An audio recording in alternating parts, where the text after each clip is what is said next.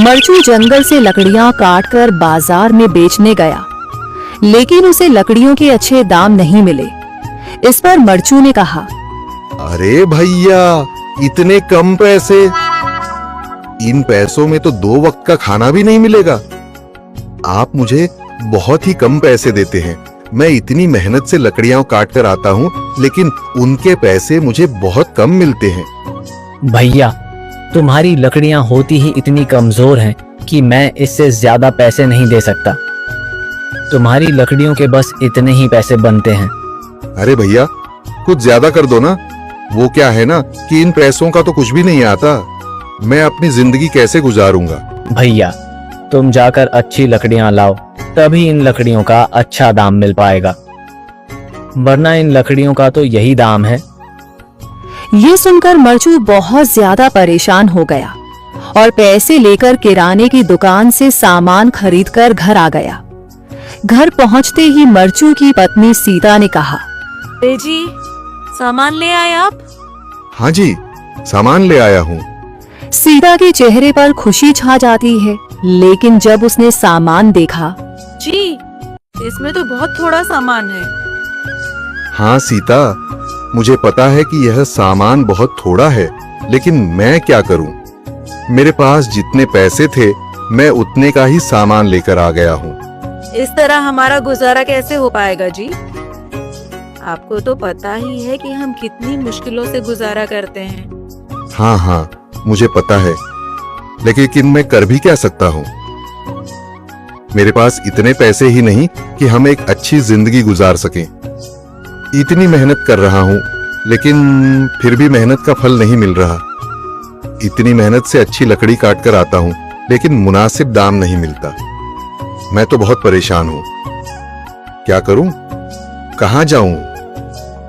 अरे जी, आप परेशान न हो, आप कोई और काम देख लें। मैंने कई बार काम तलाशने की कोशिश की, पर किसी ने भी मुझे काम नहीं दिया। ये सुनकर सीता भी काफी ज्यादा परेशान हो गई। मरचू से सीता की परेशानी नहीं देखी गई। उसने अपनी पत्नी सीता से कहा, मैं फिर से जंगल की ओर जा रहा हूँ। अरे जी, अभी मत जाइए ना, वैसे भी शाम हो रही है। आप कल चले जाइएगा, अभी मत जाइए। ठीक है, अगर तुम रोक रही हो तो मैं नहीं जाता। मैं कल चला जाऊंगा। इसके बाद मरचू गांव में घूमने के लिए चला गया। तभी उसे एक आदमी मिला और उसने कहा, कहाँ जा रहे हो भैया? और सुनाओ, क्या हाल चाल है? जिंदगी कैसे गुजर रही है? अरे भैया, तुम्हें तो पता है कि लकड़ियां काटकर कैसे गुजारा होता है। हाँ भैया, तुम सही कह रहे हो। और आसपास के जंगलों में अच्छी लकड़ियां भी नहीं है। इसके लिए तो जंगल के अंदर जाना पड़ेगा। पर जंगल के अंदर तो काफी सारे जंगली जानवर होंगे। मुझे बहुत डर लगता है भैया, मैं जंगल में कैसे जाऊंगा? हाँ भैया, जंगली जानवर तो होंगे, लेकिन अच्छी लकड़ियां तो वहीं से ही मिलेंगी। ये सुनकर मरचू बहुत ज्यादा परेशान हो गया, लेकिन वह आदमी बिल्कुल ठीक कह रहा था। जंगल के किनारे की सारी लकड़ियां कट चुकी थीं। अब सिर्फ जंगल के अंदर ही अच्छी लकड़ियां बची थीं। अगली सुबह मरचू लकड़ियां काटने जंगल की ओर चल पड़ा। जंगल में आने के बाद मरचू ने कहा, अरे, यहाँ पर तो लकड़ियां ही नहीं हैं। वो आदमी सही कह रहा था, लकड़ियों के लिए तो जंगल के अंदर ही जाना पड़ेगा। और जंगल के अंदर जाना क्या सही रहेगा? मुझे तो बहुत डर लग रहा है, क्योंकि वहां पर तो काफी सारे जंगली जानवर होंगे जो खतरनाक होंगे। अगर आज मैं जंगल के अंदर नहीं गया तो मैं आज घर पैसे लेकर नहीं जा सकूंगा, और फिर जब पैसे नहीं होंगे तो गुजारा कैसे होगा?